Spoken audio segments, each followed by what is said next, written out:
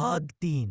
पहली मुलाकात। आरव को हॉस्पिटलाइज देखकर श्रावणी की हालत पहले ही खराब थी, लेकिन फिर कामिनी जी के थप्पड़ ने उसे बिल्कुल शांत कर दिया था।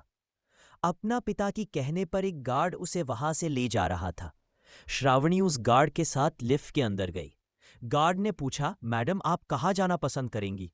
श्रावणी कुछ देर तक इस गार्ड को यूं ही देखती रही, फिर कुछ सोचते हुए बोली, टेरेस का बटन दबा दीजिए, वही जाना चाहती हूं। फिर मन में सोचने लगी, अब शायद थोड़ी ठंडी हवा ही मेरे जख्मों में मरहम का काम करे। टेरेस पर पहुंचने के बाद श्रावणी उस गार्ड से बोली, भाई आप अब नीचे जा सकते हैं, मैं थोड़ी देर में अपने आप वापस आ जाऊंगी। गार्ड कुछ कहना चाहता था, लेकिन फिर केवल अपना कीपैड वाला फोन निकालकर श्रावणी की तरफ करता है और बोलता है, जी मैडम आप ये रख लीजिए, आपको कोई दिक्कत हो तो आप इससे बड़े मास्टर को कॉल कर सकती हैं। इतना बोलकर वो गार्ड वहां से चला गया। शर्मा फैमिली में हाईली ट्रेन्ड गार्ड्स को ही रखा जाता है और ये सभी श्रावणी की अपनी फैमिली में हालत को अच्छे से जानते हैं। इसी कारण सभी श्रावणी से हमदर्दी रखते हैं। श्रावणी ने भी आगे कुछ नहीं कहा, वो केवल आगे बढ़कर टेरेस की दूसरी तरफ चली गई।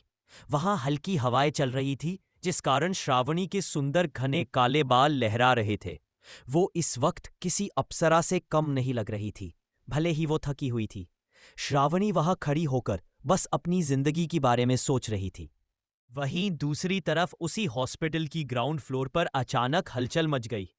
और ऐसा क्यों था? सिर्फ इसलिए क्योंकि आज उस हॉस्पिटल के मालिक वहां अपने मंथली चेकअप के लिए अचानक आ रहे हैं। ठाकुर वीर सिंह राठौड़। वे मूल रूप से राजस्थान से बिलोंग करते हैं, लेकिन काफी समय से मुंबई में रहकर ही अपना कारोबार संभाल रहे हैं। शहर के सबसे अमीर और जाने माने लोगों में सबसे ऊपर जिनका नाम लिया जाता है। वे एक 75 साल के लेकिन अभी भी रौबीले दिखाने वाले इंसान हैं। ठाकुर वीर सिंह की पर्सनैलिटी काफी खुशनुमा थी, खास करके अपने एम्प्लॉयज के साथ। तो आज की हलचल का कारण केवल वे नहीं रहे, बल्कि उनका बड़ा पोता, शहर का सबसे हैंडसम और आकर्षक आदमी रुद्रांश सिंह राठौर है। 27 साल के, 6 फुट 2 इंच के हट्टे कट्टे और ताकतवर आदमी, मुंबई के टॉप बैचलर्स में जिनका नाम सबसे ऊपर लिया जाता है।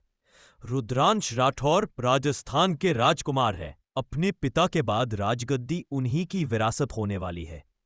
ये अलग बात है कि अब राजगद्दी पर होने के बावजूद इनका परिवार सरकारी कामों में दखल न देते हुए उनकी गाइडलाइंस को फॉलो करते हैं, लेकिन तभी तक जब तक अब उनके अंडर आने वाली जनता के पक्ष में हो। रुद्रांश राठौर की शख्सियत बेहद कठोर और डरावने इंसान के रूप में पूरे शहर में फेमस है। कुछ लोगों का तो यह भी कहना है कि रुद्रांश राठौर माफिया से गहरा ताल्लुक रखता है। इसी वजह से शहर के लगभग सारे बिजनेसमैन इनसे डरते हैं।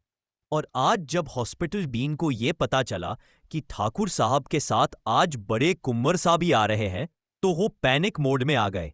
साफ इंस्ट्रक्शंस जारी किए गए कि उनकी निगरानी में एक भी चीज इधर से उधर न हो, सब कुछ परफेक्ट हो। कुछ ही देर बाद एक कतार में 5 काली गाड़ियां हॉस्पिटल के वीआईपी एंट्रेंस पर आकर रुकी।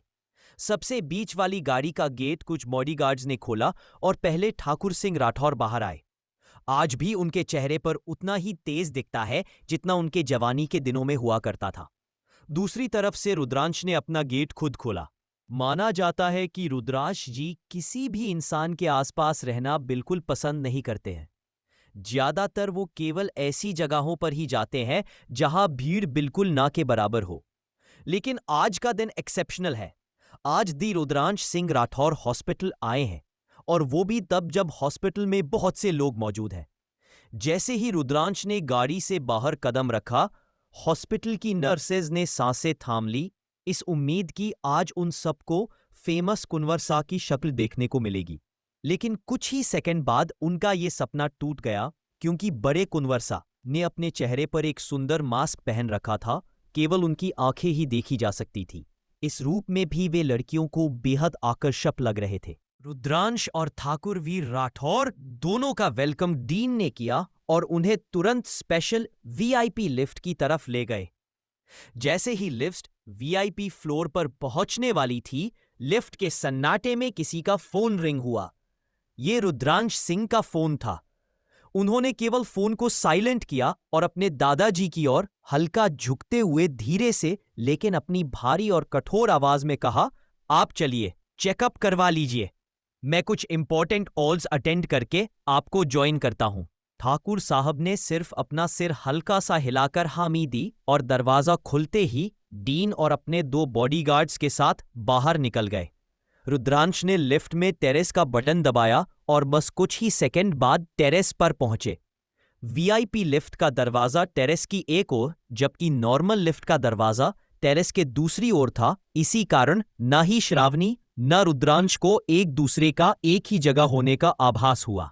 रुद्रांश ने अपना मास्क हटाया और टेरेस पर चल रही हल्की हवा को कुछ पल के लिए महसूस किया। फिर एक गहरी सांस लेकर अपना फोन निकालकर कॉल पर बात करते करते टेरेस की एक और रेलिंग के पास आकर खड़े हुए। दूसरी तरफ श्रावणी को अचानक टहलने का मन हुआ तो वह हल्के कदमों से धीरे धीरे टेरेस की एक ओर से दूसरी ओर चलने लगी। दोनों में से किसी को भी अभी तक इस बात का एहसास नहीं था कि उनके अलावा भी कोई आसपास है। रुद्रांश एक हाथ अपने पैंट की जेब में डालकर बेहद ही सलीके से खड़े हैं। वो इस तरह भी काफी आकर्षक दिख रहे हैं। कुछ पलों बाद ही श्रावणी वीआईपी लिफ्ट की साइड पहुंच गई। अचानक एक रौबदार आवाज सुनकर उसके पैर ठिठक गए। सामने देखने पर उसने पाया कि वहां एक 6 फुट से भी लंबा और प्रभावशाली इंसान कॉल पर बात कर रहा है। उसकी तीखी नाक, गुलाबी पतले होठ और उसकी वो भारी आवाज तीनों ही काफी मनमोहक थे। हालांकि श्रावणी को उनका पूरा चेहरा नहीं दिखा क्योंकि वो लड़का दूसरी ओर चेहरा करके खड़ा था। श्रावणी को हमेशा से ही हल्की आवाज करने वाली पायल पसंद है, तो आज भी हमेशा की ही तरह उसने अपनी मनपसंद पायल पहनी थी। लेकिन पता नहीं कैसे रुद्रांश सिंह राठौर, जिसे अपने इंस्टिंक्ट्स और रिफ्लेक्स पर नाज है, उसे वाय मधुर और धीमी आवाज सुनाई ही नहीं दी। इसका सिर्फ 2 ही कारण हो सकते हैं। एक तो कि आज रुद्रांश अपने काम में इतना डूब गया था कि उसने ध्यान नहीं दिया, और दूसरा ये कि रुद्रांश के दिल और दिमाग को इस आवाज से कोई प्रॉब्लम नहीं हुई। मतलब अनकॉन्शियसली रुद्रांश ने हमारी श्रावणी से मिले बिना ही उसकी आहट तो अपना लिया है। वो कहते हैं ना कि जोड़ियां स्वर्ग से बनकर आती है। शायद भी हमारे रुद्रांश और श्रावणी की किस्मत में भी लिखा है। कुछ सेकेंड के बाद जब रुद्रांश का कॉल कटा और वो पीछे मुड़ा तो अचानक से अपने सामने प्यारी और भोली सी श्रावणी को अपनी ओर मासूमियत से देखते देखा तो चौंक गया। रुद्रांश कुछ समय के लिए निशब्द हो गया। उसने श्रावणी को ध्यान से देखा। उसके हल्के गुलाबी पड़ गए मुलायम दिखते गाल, गहरी आंखें, गुलाबी छोटे होठ और उसका छोटा सा मासूम चेहरा। रुद्रांश के दिल में कुछ हलचल हुई, लेकिन उसने अपना सिर हल्का सा झटकर अपनी उस फीलिंग को रोकने की कोशिश की। रुद्रांश ने सोचा, कौन है ये? मुझे इन्हें देखकर इतना अजीब सा महसूस क्यों हो रहा है और मुझे इनके आने की आहट कैसे नहीं हुई? क्या ये मेरे किसी दुश्मन की कोई चाल है? इतना सोचकर रुद्रांश ने अपने इमोशंस को काबू किया और अपने चेहरे पर सख्त भाव ले आया। श्रावणी तो रुद्रांश को देखकर एकदम फ्रीज ही हो गई थी। रुद्रांश का आकर्षक और सुंदर चेहरा उसकी आंखों के बिल्कुल सामने था। श्रावणी ने अपनी जिंदगी में आज से पहले इतना आकर्षक आदमी नहीं देखा था। उसकी तो आंखें फटी की फटी रह गईं। लेकिन जब उसने अपने सामने खड़े आदमी के चेहरे के भाव बदलते देखे तो उसने भी अपने चेहरे के भाव ठीक किए। फिर अचानक रुद्रांश ने अपनी कठोर आवाज में कहा, कौन है आप? श्रावणी ऐसी कठोर आवाज सुनकर एकदम सहम गई। ऐसा नहीं है कि आज से पहले उससे किसी ने इस टोन में बात नहीं की थी, लेकिन फिर भी रुद्रांश की आवाज में अलग ही अथॉरिटी महसूस हुई। वह डरते डरते लेकिन रुद्रांश की आंखों में देखते हुए बोली, मैं श्रावणी हूं। रुद्रांश को काफी अम्यूजमेंट हुई। रुद्रांश चाहता था कि वो उसे बताए कि वो कौन है, उसे किसने भेजा है, सिर्फ उसका बुनियादी नाम नहीं। लेकिन इस मासूम लड़की को इतना स्वीट सा जवाब देते देख उसे काफी हैरानी हुई। लेकिन अभी भी उसे इस बात पर यकीन नहीं हुआ कि श्रावणी वहां बिना किसी मकसद के आई है। अपना रुद्र रूप दिखाते हुए उसने गुस्से में कहा, आपका नाम जानने में मुझे कोई खास दिलचस्पी नहीं है। आप ये बताइए, आप यहां क्यों आई है?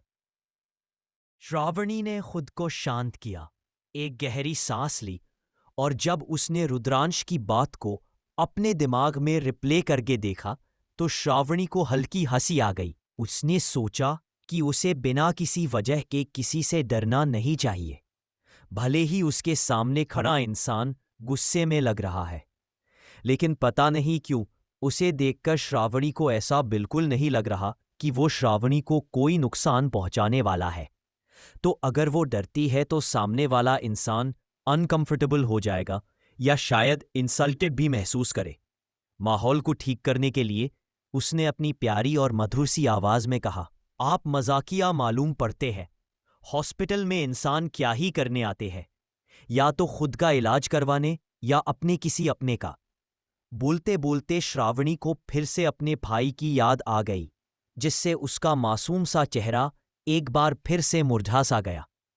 रुद्रांश कुछ पल तक कुछ नहीं बोला, जैसे वो श्रावणी की हल्की हंसी और उसकी आवाज में खो गया हो। उसने श्रावणी के बदलते एक्सप्रेशंस भी नोट किए। उसने मन में सोचा, अजीब लड़की है।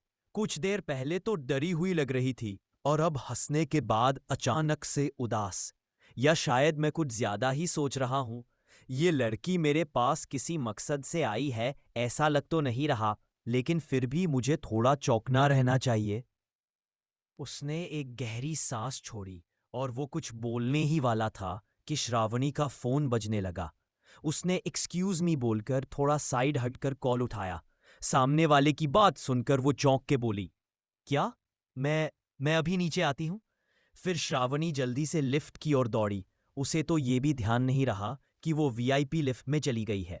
रुद्रांश बस वहां खड़ा कंफ्यूजन में उसकी तरफ देखता रहा।